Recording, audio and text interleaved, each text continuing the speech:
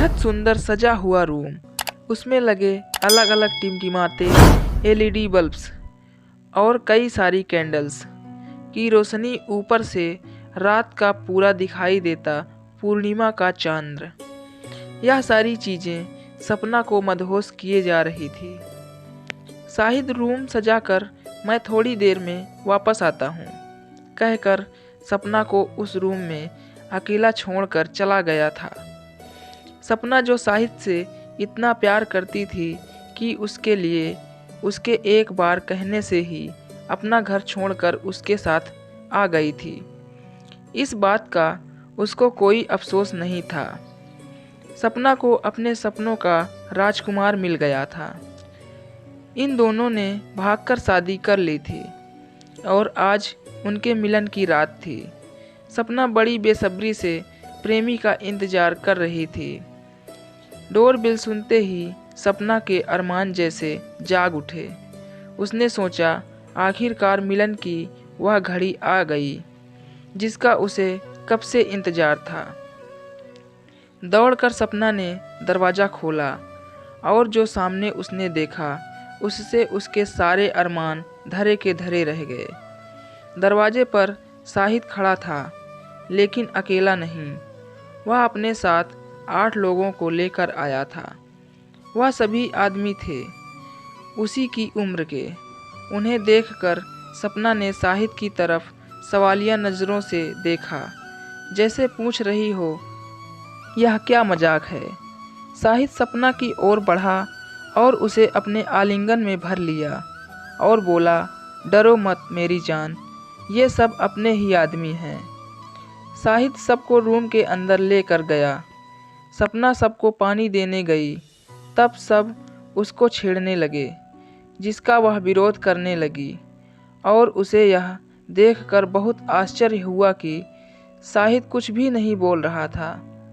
उसका दिल तब टूटकर चूर चूर हो गया जब शाहिद ने कहा कि जो सबसे ज़्यादा दाम लगाएगा सपना के साथ वही आज रात बिताएगा।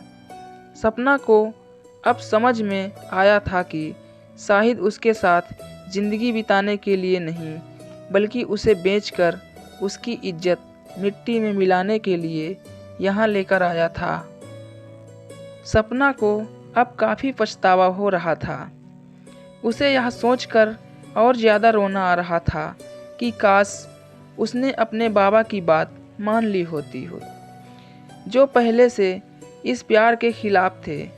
वे उसे काफ़ी समझाते आ रहे थे कि उन्हें शाहिद अच्छा लड़का नहीं नज़र आता है, लेकिन सपना ने उनकी एक ना सुनी। शाहिद के पैसों की बात पर उसके साथ आए लोगों ने बंदूक निकालकर उसी पर निशाना लगा दिया और बोले, पैसे तो नहीं, लेकिन सपना के बदले तुझे मौत ज़रूर देंगे। शाहिद ऊपर से नीचे तक कांप गया था और वहीं पर पत्थर की मूरत बने खड़ा रहा। सभी लोग सपना की ओर बढ़े, उसका दामन दागदार करने के लिए। सपना सोच रही थी उसके साथ कुछ भी गलत हो, इससे अच्छा उसको मौत आ जाए। जैसे जैसे लोग उसके करीब बढ़ते जा रहे थे, सपना और भी ज़्यादा डरती जा रही थी। जब उन लोगों में से एक ने उसकी साड़ी को छुआ ही था कि दरवाजे पर पुलिस की एक टीम ने दस्तक दी, जिनके साथ सपना के पिता भी थे, जो सपना को तलाशते हुए उसके ठिकाने तक पहुंच गए थे। अपने पिता को देखकर सपना को जैसे नया जन्म मिल गया। वो तेजी से दौड़ी और अपने पिता के गले लग गई। सारी बात पता चलने पर उसके पिता की आंखों में खून उतर आया और साथ में पुलिस ना होती तो शायद वह उन लोगों में से किसी की जान ही ले लेते, लेकिन पुलिस ने उन्हें रोक लिया और सभी को गिरफ्तार कर लिया, शाहिद को भी। दोस्तों, हम प्यार के खिलाफ नहीं हैं, लेकिन आज के ज़माने में जो देखा देखी में या फिल्मी कहानियों को देखकर जिस तरह का प्यार युवा युवतियां करती हैं, बिना सोचे समझे उसके खिलाफ हैं। अपने माता पिता और परिवार को दुखी कर कोई भी प्यार कभी सफल हो ही नहीं सकता।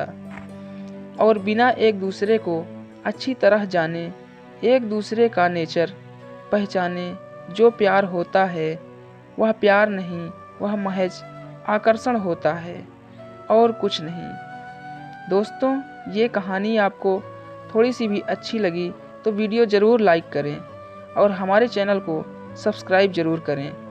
धन्यवाद।